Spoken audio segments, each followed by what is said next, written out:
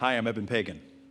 Welcome to Altitude Modern Marketing Mastery, cutting-edge marketing strategies to help your fast-growing business reach a mass audience. In this program, we are going to talk about marketing. Marketing is a lot of different things to a lot of different people.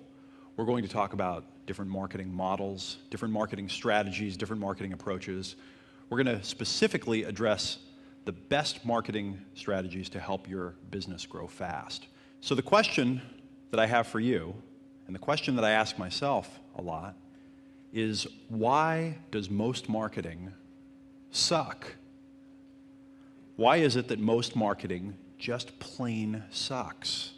If you open up a newspaper, if you open up a phone book, if you go search the internet, most of the marketing that you see, it's not just okay and it's not bad, it sucks, it's horrible, it's poor, it's like throwing money down a rat hole.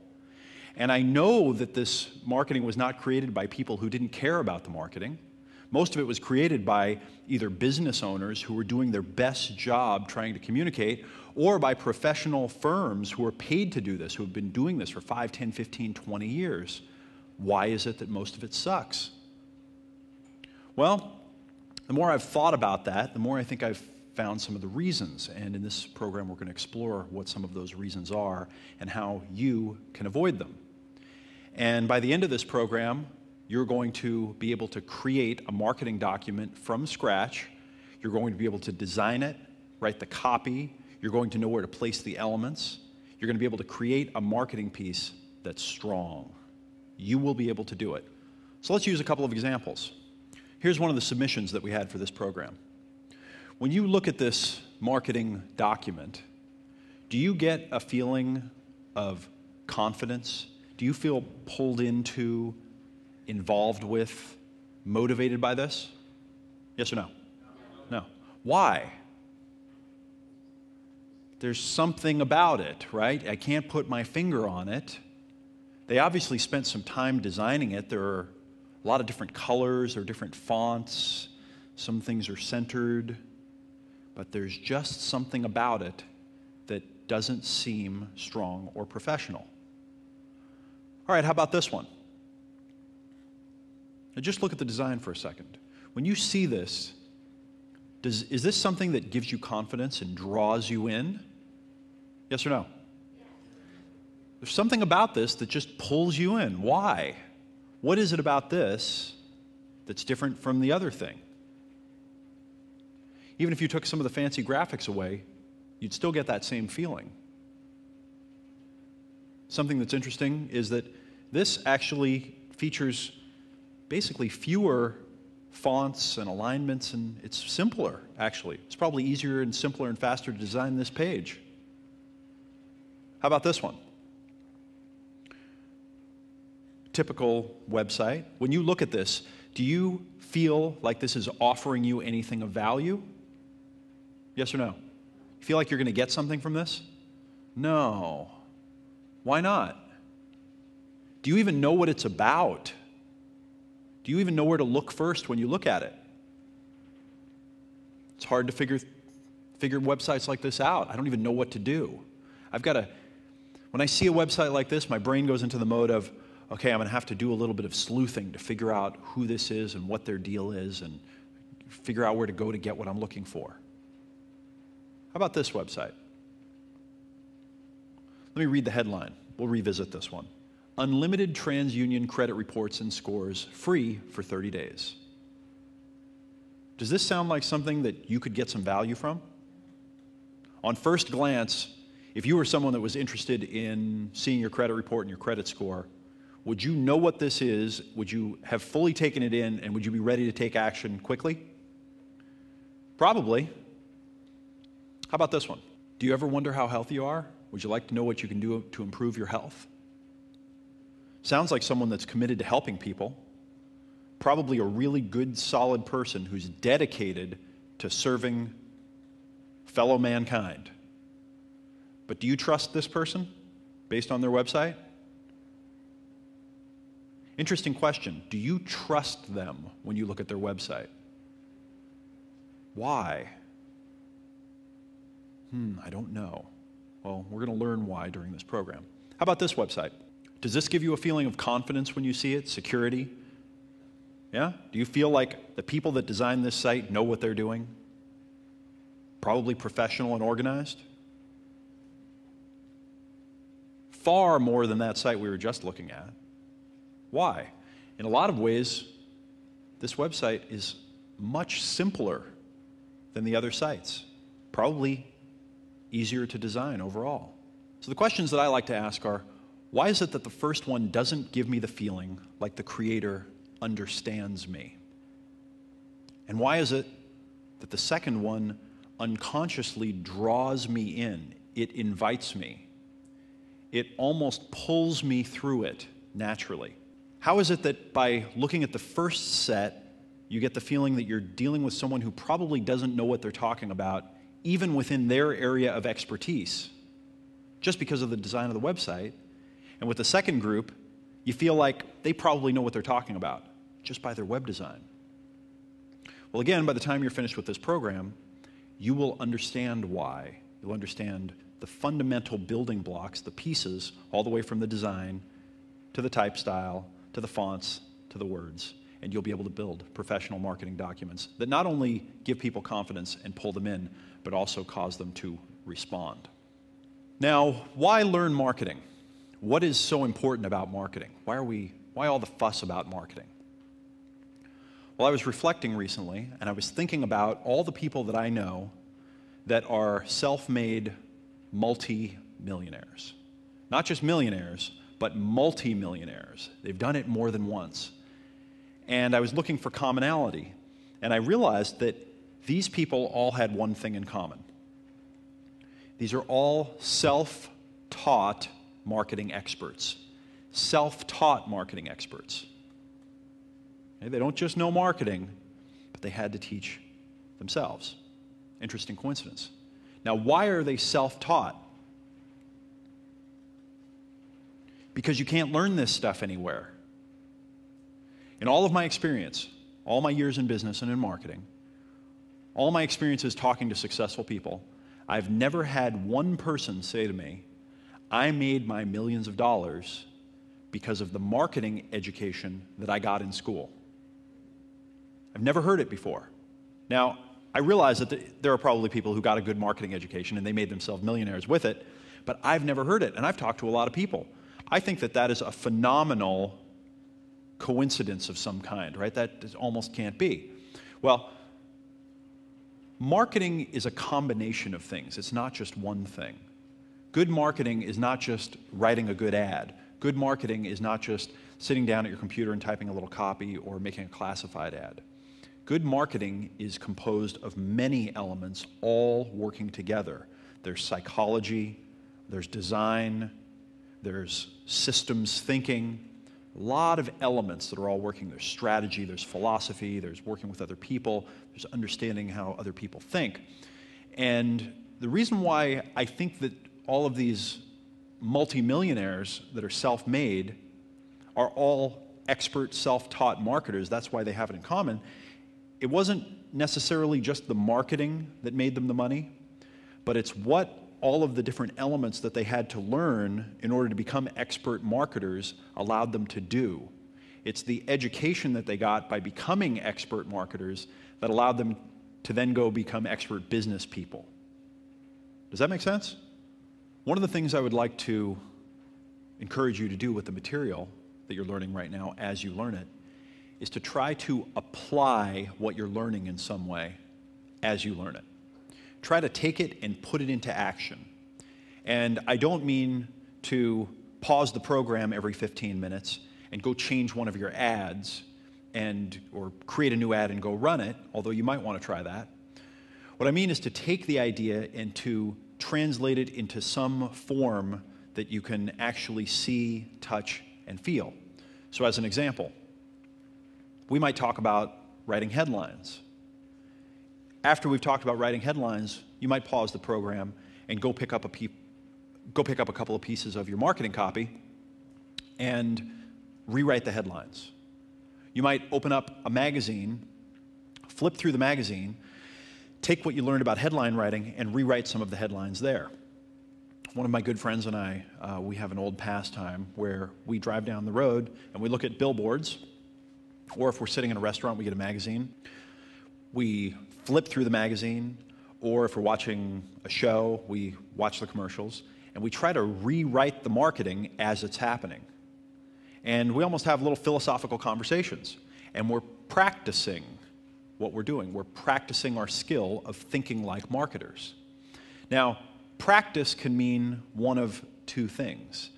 Practice can mean try like you don't really mean it. Oh, it's just practice.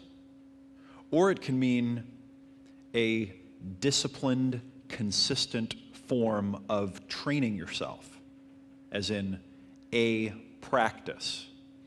And I recommend that you make this into a practice. You don't just practice this stuff, but you turn it into a practice where you're consistently implementing every single thing that you learn in some way. Get it into action. Now, why do we do that? Why do we try to turn our learning into a practice? Because when you practice, it drives it deeper into your mind. It drives it into your memory.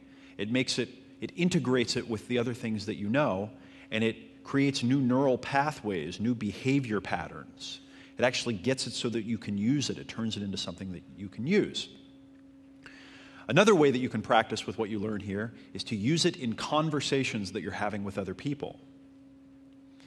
Because marketing, part of marketing, is about learning to understand the perspective of the other person, understand how they think, understand the words that they use to describe things, and then communicate with them using their favorite communication, not your favorite communication. Most of us, when we're in conversations, we're kind of unconscious. We're just kind of listening to what the other person says and thinking about what we're going to say next and trying to figure out how to take the attention off of them and put it on us. Well, when you become a strong marketer, you start listening behind the words. You listen for what people are really saying. You're listening for their emotional drives. You're listening for their motivations, their fears, their frustrations, their wants, where they're trying to go. And when you listen to people in that way, and then you have conversations that appeal to their way of thinking, with the direction that they're headed, with what they're trying to accomplish, you will transform your relationships. The conversations will be completely different. People will be enraptured because they've never been understood before. They've never been in the presence of someone who really wants to understand them. And that, in a way, is the pinnacle of marketing, is getting to the point where you're always listening to truly understand where they're coming from and not trying to make them do what you want them to do, but offer them the products and services that help them get the results that they're looking for. Another thing I've learned is that marketing expertise leads to the ability to create products and services that market themselves. The best products and services don't really need to be sold to people, because the best products and services are solutions to problems or results all in themselves. So, what are people buying when they're buying your product or service? Are they actually buying the product or service? No. They're buying an outcome. They're buying a result. They're buying the delivery from some pain or anxiety that they're feeling. The product or service is a means to an end that they're seeking. A fundamental mistake that most business people make when marketing and selling their products is they try to talk people into wanting their product instead of saying, I understand the outcome you're trying to achieve. I understand your fear, frustration, your pain. I understand what you want to be delivered from. And I've created something that if you use this, it will deliver you. It will get you to here. It's a means. And keep talking about them and their needs and how your product will deliver what they want. It's not about you and your product. It's about them and the outcome that they're seeking. And until you get that you must stop talking about how great you are and how great your product is, and until you get that you must start talking about the prospect and their needs and the result or the outcome that they want or the benefit that they're seeking, you're going to be banging your head up against a brick wall, and you're going to not be making progress. Ultimately, understanding marketing and all the things that it entails leads you to build the marketing into the product and service. You build it in so that when the prospect sees the product or service, they realize the product or service on its face is what they need to solve their problem. And then marketing and selling becomes easier because all you're doing is saying, I understand your needs, and this is what will deliver the result that you're looking for.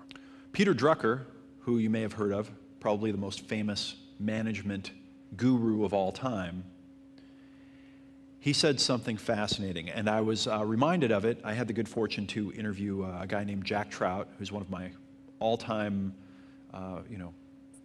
favorite genius marketing gurus, one of the co-authors of the book Positioning. He brought this up in our interview, and it's something you can't hear often enough. Peter Drucker said that business is about two things. Only two things matter in your business. Number one is marketing, and number two is innovation. Marketing and innovation.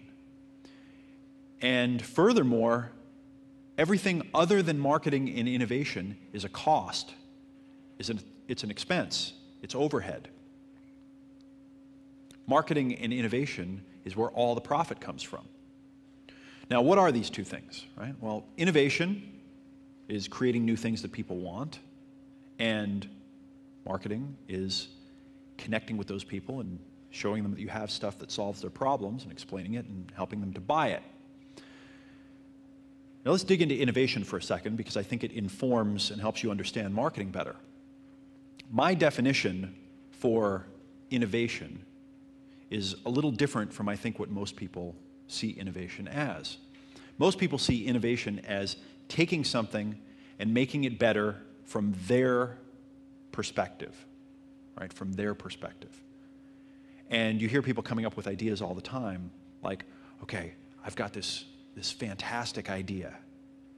It's a video camera with a remote control helicopter and Wi-Fi built in. So it hovers, and you can remote control it and fly it around, and then it Wi-Fi's the signal back to your router. And they think that's an innovation. My definition of an innovation is something that is both new, better, and different, right? So it's innovative in that sense, but also something that solves a problem, delivers a result, gets a customer the outcome that they want that wasn't available previously. That's innovation to me. Now, what do most business owners and entrepreneurs do when they start out? What did we do mostly?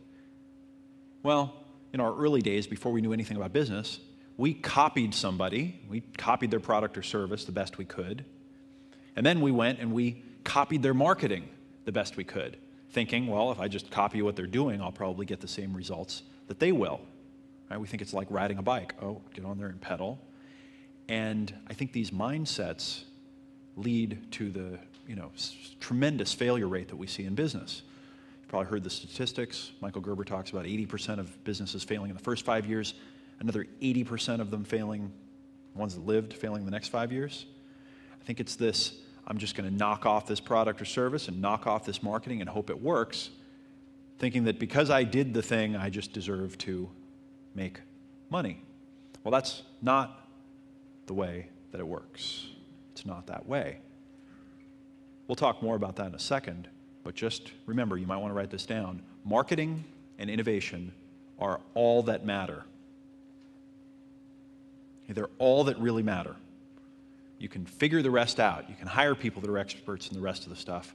You can't find people that are experts in marketing, and innovation. Which brings me to my next point, which is learn marketing over all other skills in business. Make it number one. Put it above everything. Like I said before, there's nowhere you can really learn great marketing. There's no education institution that teaches great marketing. I have a lot of theories about this, but you have to learn it yourself. You have to take personal responsibility for it, and you must become the expert. And if your business is not growing and it's not working, and you come to me and you say, things aren't working out, I'm going to say to you, have you been studying your marketing? Do you really get marketing? And if you say to me, I just want to make my product or service and I want someone else to deal with the marketing, if that's your answer, then I'm probably going to say, I don't think I can help you. Because if you want to have a fast-growing business, if you really want to hit the ball out of the park, you need to understand marketing. I think it is the most important skill you'll ever learn in business, and I think that it must be self-taught. And I also think that the highest evolution is becoming a powerful marketer that then takes what they've learned about marketing, psychology, understanding the customer, and uses that to fuel innovation. Because the expert marketer that innovates creates innovations that people want to buy because the marketing's built right in. Does that make sense? I don't mean to be harsh, but my perspective is that most business owners, most entrepreneurs are playing a game that you might liken to marketing Russian roulette, where everything that they do has such a small chance of getting them a little benefit and such a high chance of hurting them or damaging them, and they're not even aware of it. So there are two basic strategies that most new business owners take. I mentioned before that what a lot of us did is we copied someone's product or service and then we copied their marketing. Well, there's another thing that most of us have done as well. So on the one hand, we copy what other people are doing. The other one is we make completely original marketing. We sit down at our computer and we say, well, I know my business better than anyone, and I've looked at a lot of websites, and I know what's good, and I know what I like, so I'm going to build it myself. Some of the examples that you'll see in this program and that you have submitted, so bear with me here. Put on your tough suit of armor, because we're gonna get serious and we're gonna get tough here. I'm gonna take off the kid gloves and we're gonna be tough on you for your own good. But many of these were created by good-intentioned people who didn't understand marketing and who sat down and said, well, I know what I'd like, and we put that up there and we create our new and creative and original pieces. And what usually happens when you're the one that creates a new, innovative marketing piece and you have no experience in marketing? Right? The big goose egg. Not much happens. And it's a real challenge, because then you'll typically take that marketing piece to a marketing expert and you'll say, okay, now how do I make this better? And it was built wrong from the beginning. It's like going to someone that's built a 70-story skyscraper and someone walking in and saying, I'd like to move some of the columns around. And you need to learn how to do it right. Now, why are these marketing Russian roulette? Because when you're trying to copy other people and you're trying to create your own marketing and you don't know why you're doing what you're doing, you're just copying blindly. You're like the blind pig trying to find a truffle in the forest once in a while. You're very unlikely to stumble across a long-term strategy that's going to get you anywhere. And I think that if you take a little bit of extra time, the solution to this is to understand a little bit of marketing theory, understand a little bit of marketing philosophy, understand a little bit of marketing strategy, and then on top of that, layer good practice, which is what we're going to cover here. And we're also going to do a lot of examples and hot seats and interactive work so that you'll know exactly what to do step by step. So in this program, Modern Marketing Mastery, I'm going to take you on a tour through effective marketing models, through approaches, through methods, practices that will allow you to create your own money-making marketing from scratch. My own personal background in marketing comes from print marketing, direct mail, and also experience selling one-to-one and selling in seminar formats. It was only after doing that for several years that I discovered internet marketing. Now, in this program, we're going to be using a lot of internet marketing examples. And the reason I like internet marketing examples is because they can kind of simulate just about any marketing channel. So what we're going to cover here, a lot of internet marketing examples, but most of these things apply no matter what channel you're using. The internet's just a great place to get a lot of homogeneous examples. We'll have some print and some offline ads and other things we'll cover here, but we're really going to stick with a lot of internet marketing. And one of the other reasons why I like internet marketing, and I like it for testing and getting an education, is because you can get much quicker results than in most offline marketing. So if you can start with online marketing using things like Google AdWords or affiliate programs or banner advertisements or the standard internet marketing channels, and you can make those work, you can learn a lot quickly, and then you can take that and apply it offline. And if you are focused just on offline marketing, you'll find that all the things we're going to cover here about creating successful marketing documents can also be transferred there. When you have a fast-growing, what we might call a startup business, it is critical that you understand that for you, marketing is not the same as it is for a big multinational Fortune 500 company. They are two completely different games.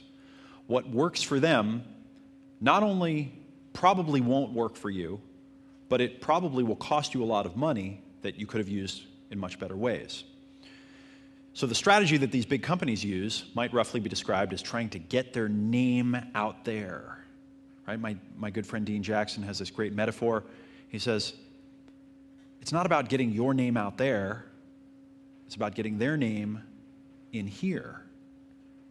So for you and your high-growth startup, let's try to figure out how to get their names in here instead of your name out there. Because we don't want to stand on a mountaintop and yell the name of your business and hopefully drum up $1 billion to spend branding our logo, like companies like, I've heard that Nike has spent $1 billion branding their logo. Now, I don't know about you, but I don't have an extra $1 billion around to drive a little shape and a name into the minds of my prospects.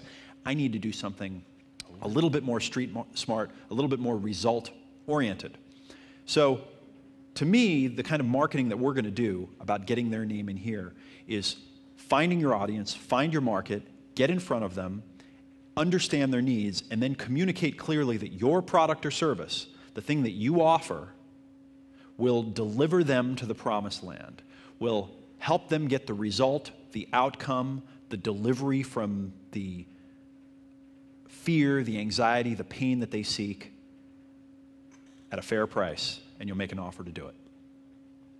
You might want to write this down. Marketing is about conversion, not communication. Marketing is about conversion, not about communication. You're not trying to communicate with people, you're trying to get them to come in and convert and give you money in exchange for what it is that you're trying to sell. Now in this program, we're going to talk a lot about the design of your advertisements and your marketing. We're going to talk about offers and headlines and copy, and we're going to talk about all those fun things. But I want to point out here that I believe that there are elements that are far more important than those. Right? Most people go right to, I want to write the ad. How do I write the copy? How do I design the headline? What do I do? If you don't understand these other pieces, you're going to be doing those in vain. So things like your market, your model, your strategy, these are more important than the words that are written at the top of your ad. Far more important, really. So what is your market? Your market is a combination of the people that you sell stuff to, right, your target market, and the products and services that you sell. When you put those together, you have people that need stuff and stuff that they need, and they're buying it, and that creates a market. We'll talk a little bit about your market in the next section. But for now, you have to understand that understanding that, narrowing your focus, creating a category, dominating your niche, these are very important elements. You have to understand your market. Your strategy. Your strategy is your psychological approach. You hear this word strategy used a lot. I'm going to use it in a certain sense. It's not what you're doing, but kind of how you're doing it, the method, the methodology, the philosophy you're using to kind of get there. It's an abstract term, but in this sense, your strategy is the psychological approach. So, are you the best in your market? Are you the cheapest? Or are you the unique new solution that wasn't available before? There's one thing that is almost certainly true in all situations. It's that the guaranteed way to fail is to try to be all things to all people. And it's a fundamental mistake that most of us make in business. We want to market to everybody. We want to talk to everyone instead of understanding the person that needs and wants our product the most and talking just to them. And then your model. Your model is how all the puzzle pieces fit together. It's the marketing channel that you market through, like print or TV or the internet. It's how you generate a lead or a prospect and how you convert it to a sale, and then how you follow up. It's how you upsell someone to the next product or service while they're purchasing. It's all of these steps in a spreadsheet in a real model with metrics so you can see how they affect each other and how they influence each other, and how if you grow, it will scale and how the numbers will change. And if you, as you're testing and as you're learning, I mean, I realize when you start out, you need to get an ad that works, you need to get a lead conversion system that works, whatever. But as you're building these, if you do not put these all together into a model that you can show me a diagram of and show me how they all affect each other and how when you pour the leads in the top, how they come out and how the money comes out and how the ROI looks, you don't have a model and you don't have a business. So from the business world, just so you have a frame of reference, here are some examples that I thought of that are interesting business and marketing models that have been very successful, have made a lot of money. Retail distribution is one model that seems to work very well.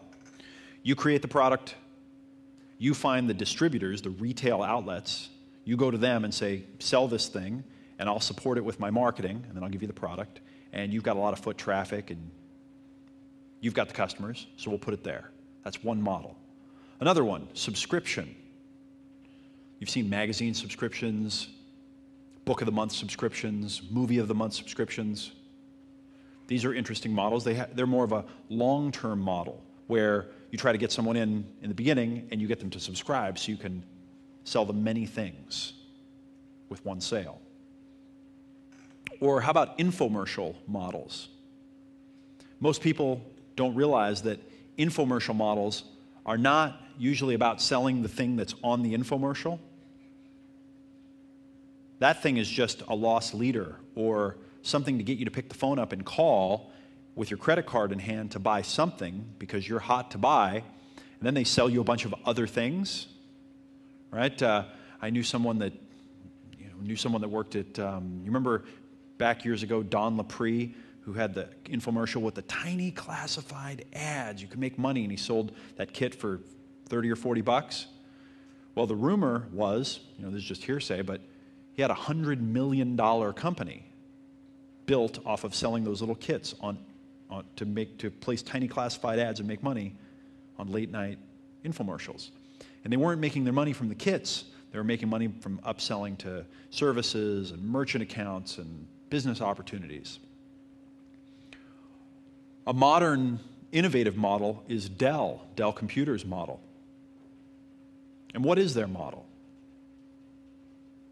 Well, part of their model that I think is brilliant is they get people to come to the website with all of their lead generation stuff, and the person comes in and goes through and starts building their dream computer and selecting all of the parts, and in the process, what happens? They psychologically weave themselves into it, and they start to own this thing that they're creating. Right? I think of what they do as a marketing model. I don't think of it as just something that's convenient. And then by the time you get to the end, you've built this computer that you want, you've got it all ready, and you can see it and you can imagine it, and it's like, okay, well, I guess I got to buy the thing. I mean, I built it. Right? What about the Windows operating system? They have a fantastic model. Right? They find these distributors like maybe Dell that sell millions of computers. They make wholesale deals with them to put their operating system on those computers that are going out the door. They do that for several years. Next thing you know, everyone's using that operating system. Everyone's using software that's on there. And then all their friends start upgrading and going to the next version, and I can't open that file anymore because I'm using the last version, and I got to get this new software. Oh, guess what? That new software won't run on the last version of Windows. I should go buy a new version of Windows. Oh, you know what? That's going to bog down my machine. I guess I should just buy a whole new computer that already has the new version of Windows. And it's this amazing, virtuous cycle. But it's a marketing model. It's a brilliant marketing model. The internet has brought an explosion of business models, all essentially new business models. I mean, there are really dozens of them. Some of the ones that I like, probably my favorite new, this has existed in the past, but this is a new variation of it, a new evolution of it. Affiliate marketing. You can sell something, you can allow tens or hundreds of thousands of people to be distributors. They can just drive leads who buy it. They get a check cut to them. You can have a third party track, measure, pay the checks, do the whole thing. You just get a report. We've made a lot of money in our businesses through affiliate marketing. It's amazing, and it's technology enabled. Social networking on the internet and social media. These are places where people come to do virtually what they used to do only in the real world, and then they did by telephone, and now they're getting on and they're virtualizing their human interaction, and you can get in there. You can even create personas that stand for your business, and you can have people be friends with a profile that they thought was a person but was really your business. This is very interesting stuff. Who knows what's coming down the pike? Now, most of the best models that I've found have one commonality, though. Typically, they're not just trying to sell one thing in one shot. Most of the long-term successful models, the big ones that grow in scale, are doing more than trying to sell one thing in one shot. There are upsells. There's a back end. There's continuity. There are other products. There's a long-term lifetime value model. So I encourage you to think not in terms of marketing being, oh, I'm going to create a great ad and that's going to make all the money for me, but marketing being building a long-term relationship with a prospect and selling them one thing after another, after another, after another, to help them get the results that they're looking for.